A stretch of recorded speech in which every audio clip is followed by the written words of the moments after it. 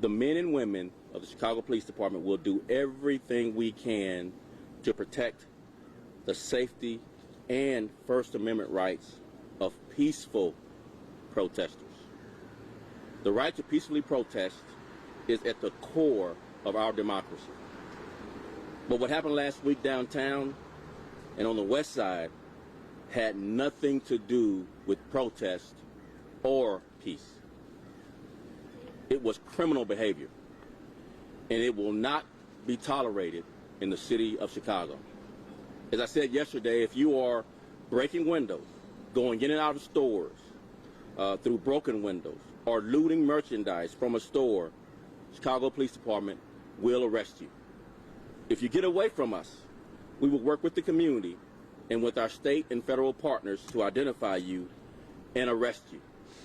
This morning, I am here to announce that felony charges have been filed against 20-year-old KAREN L. Neal of Chicago, who stared directly into a cell phone camera, smiled, and brazenly went back to breaking into an ATM machine with a hammer early Monday morning. We post this video on our website, chicagopolice.org, and within 90 minutes, members of the community contacted us, solved this crime against not only the store, but the city of Chicago. I want to thank the community for standing up and speaking out against this shameful destruction. I'd also like to thank our detectives for their tireless work in solving this crime. Looting and wanton criminal acts only hurt the cause of justice and equality, for which so many have sacrificed. Tips are continuing to pour in. The community continues to speak out loudly and clearly to looters. Not in our city, not in our town. You can run, but you can't hide. Now I'll take a few questions. Have you been able to identify the two other guys who were his accomplices? Oh, I'm sorry. Before we start with questions, I'm going to have Brendan Dinahan, our chief of detectives, come up and likely answer some of your questions that you're asking about the further investigation. Okay? Brendan, sorry. Sir, thanks. Just to reiterate what the superintendent said, I want to thank everybody involved, because this is how it's supposed to work. I want to thank the officers. I want to thank the detectives, because they are working tirelessly, as the superintendent mentioned. And then lastly, I want to thank everyone who's given us the tips, the community, because this is how it's supposed to work. So on Wednesday, I stood up in front of you guys, I showed a video, and then less than 90 minutes later, we started receiving tips from the community on who this offender was. Once we learned his identity, then the detectives immediately worked the case. They arrested him, and then we've already charged him. So this is how it's supposed to work. This is how I don't want to call it simple, because it's not. It's a lot of work for the detectives, but this is how it is supposed to work. We go out, we get the video, we post it, we show it to you guys, and then the community, the citizens, the stores, everybody, they tell us who it is. Then we go to work, we work with the state's attorney's office, and we say, what do you need to pursue and prosecute the felony charge? And then we get it done. So that was the first video. I know you already had a question about the additional videos, but we're going to be posting videos every day. So I don't want this to stop. And I'm going to ask that everybody in Chicago, the stores, the citizens, and the media keep pushing out these videos, because they're going to be posted daily. And I think the Soup talked about these pictures behind us. This is going to be posted as well, if it's not posted yet. There's going to be a video of all these pictures that just keeps rotating so people can identify them.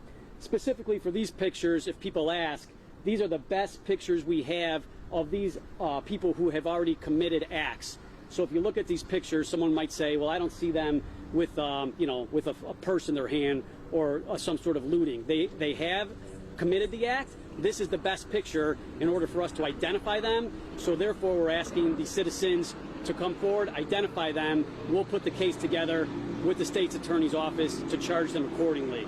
Once again, to reiterate what the Soup said, that's how the first guy got charged, okay? As I mentioned, we post the video. Tips immediately came in, like I said, within 30 to 90 minutes afterwards, and we were able to get this guy charged. Additionally, we got a tip last night that somebody was selling stolen merchandise, using social media platforms, and we had a team go out and we arrested those suspects. and they were charged with felony as well. And we recovered a couple of high-end purses. So this is how the system is supposed to work, but it will not work unless people go to the website, view the video, and give us the tips. So I think I could take some questions, myself and Soup, whatever questions you may have.